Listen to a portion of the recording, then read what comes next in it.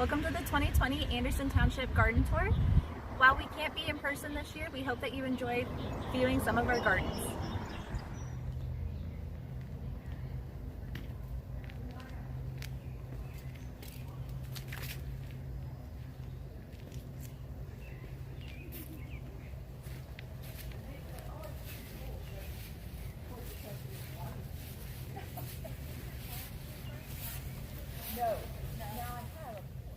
Told me she was on a farm up in Goldengate County. She was raising monarch butterflies. Wow.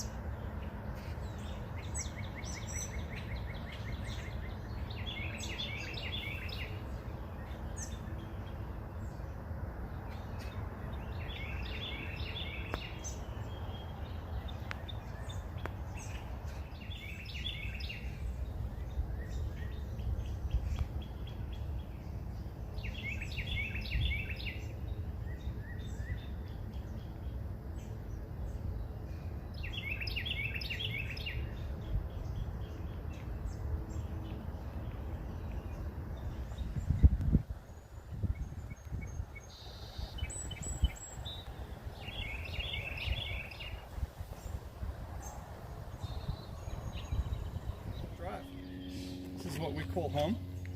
Been working here for close to 20 years, well over 20 years actually. Got some plants here that we've grown for a long time, and there's maybe 10 or so plants that were here when we started. You can probably figure out for yourself based on the size which ones those were. The hardest challenge with a small residential lot is to avoid the temptation to plant too many big trees. Real easy to overdo it, especially if you block out your sun, because this is a south-facing house, and it's nice to have a little bit of sun come in, especially during the winter. As you can see, we got a cross vine growing over our garage, which is overnight quarters for the birds during winter. Keeps them nice and warm there. If you're not careful, they get into the garage and chase them out. Finding a home for these cobblestones was something that I needed a place to store them, and I put some down under what used to be a big tree, and after a while they looked good, so I just kept adding. Here's our view into the backwoods, the area of the house that's not nearly as carefully groomed as the front. Mostly I'll let nature do what it wants. The only challenge coming down here is you got to watch your footing. What happens in a forest clearing, eventually whatever's growing in the clearing will grow up to fill the space. We've added a fair number of plants, and as you can tell, whatever we want not to get eaten by the deer needs some kind of protection.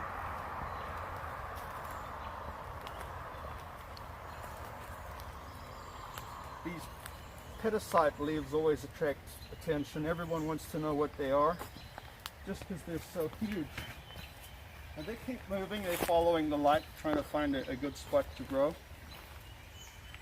The thing that we've added to the path here that makes it fairly pleasant to walk on and also keeps the mud down are wood chips.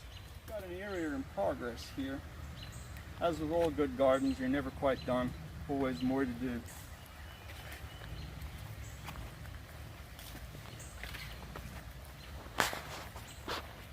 Page down too soon on this one, got it rubbed, now I have to start again.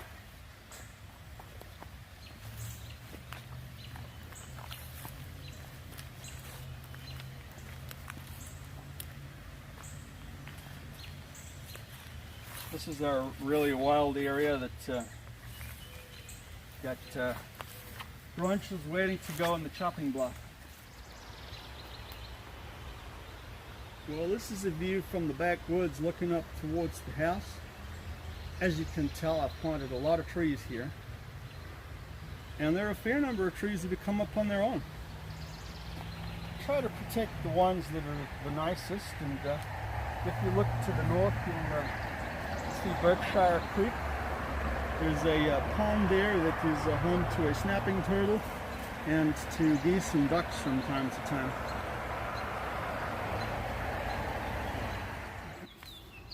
Welcome to the west side and backyard. Here we have a fair number of plants that were here originally, but we keep adding to it. And every now and again we have to take down trees from the backwoods that are either endangering the house or too old and decrepit. Growing grass here is a challenge, as anyone who's tried to grow grass in the shade probably knows. So we plant other stuff, and one of the things that works well for heavily trafficked areas are these granite cobblestones or granite sets. This area is my favorite part of the yard because I probably spend most of my time here either growing plants or just generally pottering around, but it's pretty almost no matter what season. Got some variegated dogwoods and some ferns and other plants that are spectacular from time to time. Ferns seem to like it here too, as you can probably guess. lots of water, not too much hot sunshine. Okay. So here's our front yard again.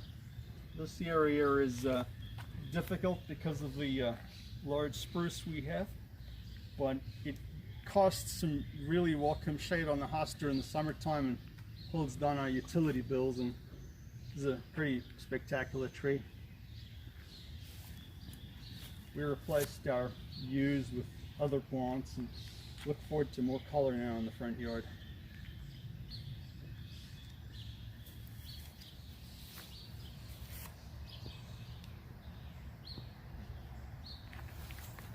Thanks for visiting. It's mostly deer-resisting plantings with a lot of native and prairie plants.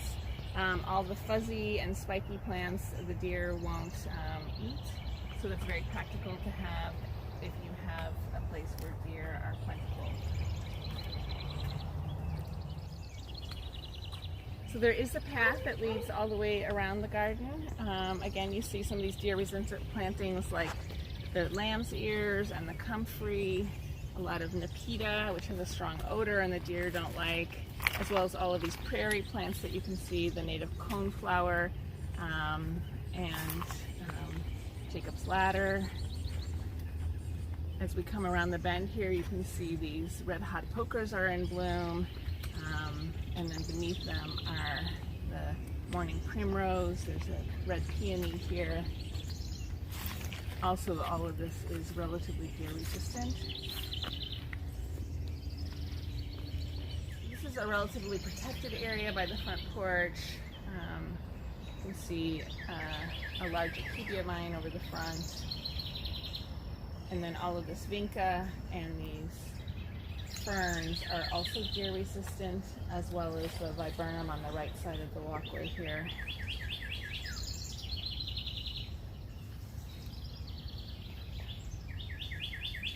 And that arbor that blooms in the fall, it's a sweet autumn clematis. It will cover this arbor in a season.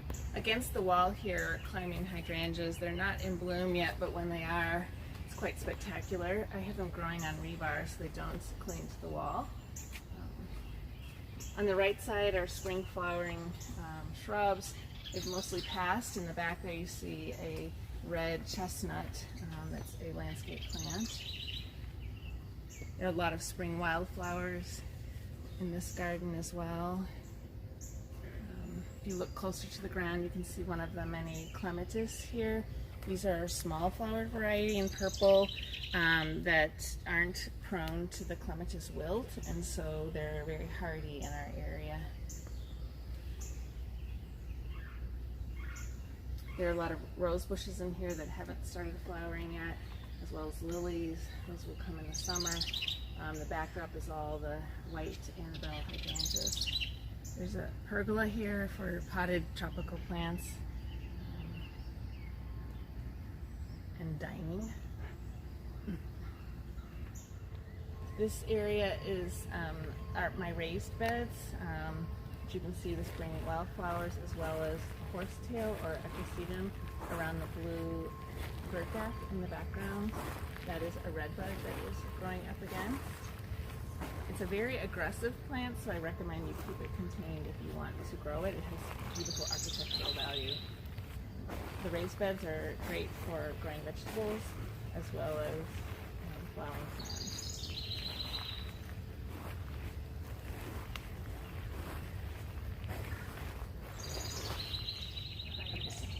So there's some irises here as well as another clematis vine. And then spring blooming wood poppies are the yellow flowering plant there. There's a little dry stream here which leads to a lily pond, which we'll see from the other side. More of the Lenten rose here. There's quite a collection in this garden. And to your right, next to the she shed, there's a plant here, large-leaved pedicites, which is a very vigorous grower, as you can see, as well as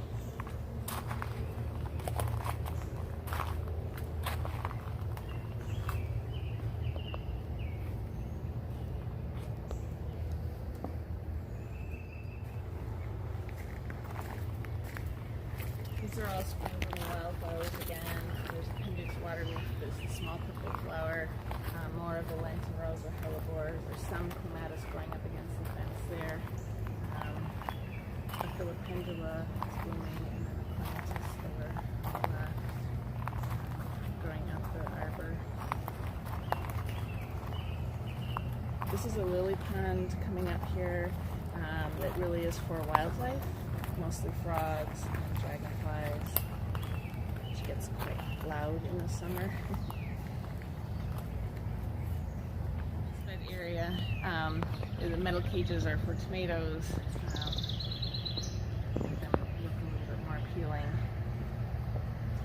Most of these plants here are summer blooming, including roses, asters, coneflowers, black-eyed Susans. Some of the leftover spring flowering geraniums, string geraniums are still going.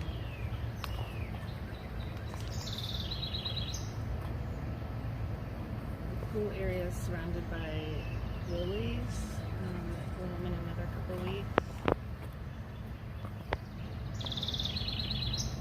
These are Annabelle hydrangeas, and they're the mophead hydrangeas, so they'll have a very large white blossom in another few weeks.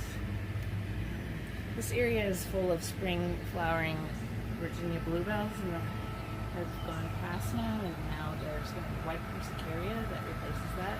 There's an overhead pergola where I trained forsythia and an oak leaf hydrangea. And there's another wall of climbing hydrangea on the left, and an epic compost pile on the right to feed my garden. This pergola in front of us has a wisteria growing over it that usually has full blossoms hanging down in the spring that the bees are crazy about.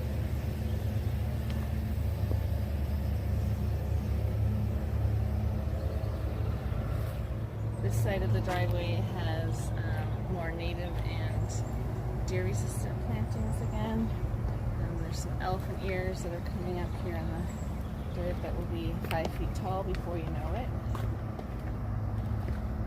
Lots of penstemon and butterfly bush, more comfrey, lots of bee balm. It's a very wildlife-friendly garden. There's a tree peony there, as well as spirea bushes, both bridalveil and then this is a lilac that's out of bloom now, but behind it is the tamarix that will bloom with light pink frothy blossoms in another month or so, starting. This is another arbor, and the plants growing on either side will get to be about 10 feet tall. They're a form of hardy sunflower, and they'll bloom in August and September quite spectacularly. These shrubs here are red twig dogwood. They're here for winter color because the twigs turn red in the winter. And then you have more grasses and irises, another bridalveil spirea, some redbud, weigela shrubs coming up, and lots of coneflower and some black-eyed Susans again. All deer resistant. Welcome to the Kloppenborg garden. I'm Tim. My wife Elizabeth and I try to do a variety of things. As you can see, we've got quite a few different kinds of trees. These are ones where we trim the lower branches on the big trees and the top off of the flowering trees below. Most of the flowering trees are very small right now. And the birds are still picking the last of the service berries there. Then we've got a purple leaf plum and the front of the house. And we go from there over to a magnolia and a yellow poplar, and finally a lilac tree. To your left is making a silk purse out of a sow's ear, because that was an old basket hoop that now has some the trumpet vines that attract hummingbirds. They're not blooming yet. And to our right is a little flower bed with only The red hot poker's in bloom now, and a lot of other summer blooms will be coming later. We've got the last of the spring irises. And then this is our sidewalk. You could see the arbor, sort of the entrance to the main part of our garden down there. And we're going right by a couple of experiments with espalier on apple trees, trying to get them up against the wall. They're pretty trainable. And our little window box, which we can close in the winter, and we keep herbs and baby trees in. The fall blooming clematis has started up, and it should fill this whole thing in this year. And then fragrant white blooms in September. And then welcome to the main part of the garden. And the near back part of our garden is a little bit around the patio, and then a horseshoe shape natural area that forms the outline of our property to the sides. And a few blooms are in place, but we're really pretty between things. And the camera is now getting over toward one of my favorites, the pawpaw trees. We had one pawpaw, and now we've got a patch. So now we enter the part that my grandkids just love. They love to walk on these stepping stones, and they love to walk on the wood path through the woods. And you can see the little characters they place, the bee house, and a variety of other things. Ferns that my wife loves so well. And then we're entering into the wooded part of our garden. And we have a raised deck there. And then we have a little spot where sometimes we'll have marshmallows and places to sit around it.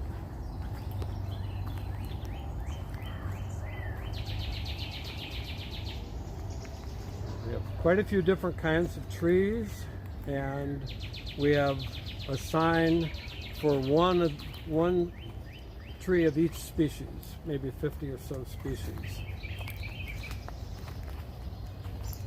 Some of the trees, like this sweet gum directly ahead, have been in the ground for 8 or 9 years since the ash borer hit, and they're growing very well. Same thing with that bald cypress, and then to its left, weeping willow.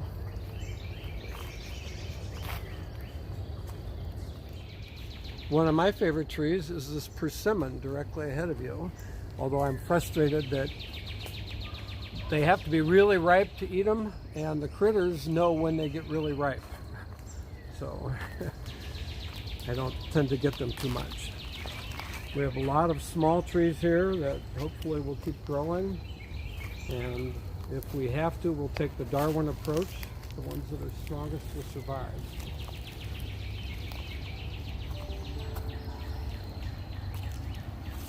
So now we're at a fairly wet spot in the garden.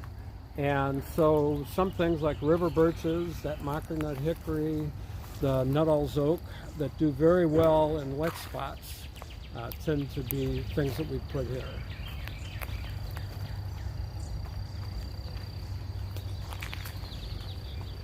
You've probably been able to see we've attempted to protect quite a few trees from the deer.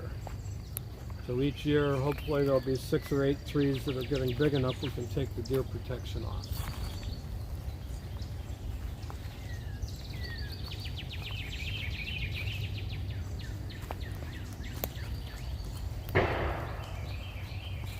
Over there is our blackberry patch, all wild. Oh, and a little rabbit in it.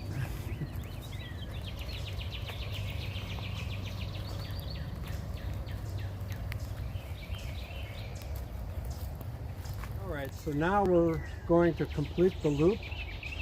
We have been sort of at the lower part of the yard, and now we're taking this second path back to the lawn part. We have a variety of little oaks and magnolia and different things here.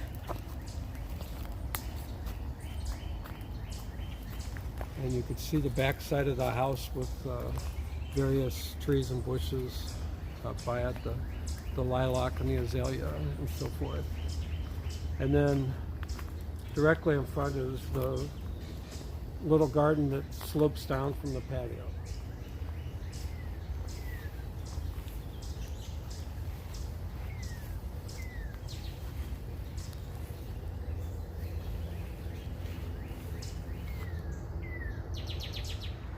Thank you for viewing some of our gardens. We hope you enjoyed, and we hope to see you next year in person.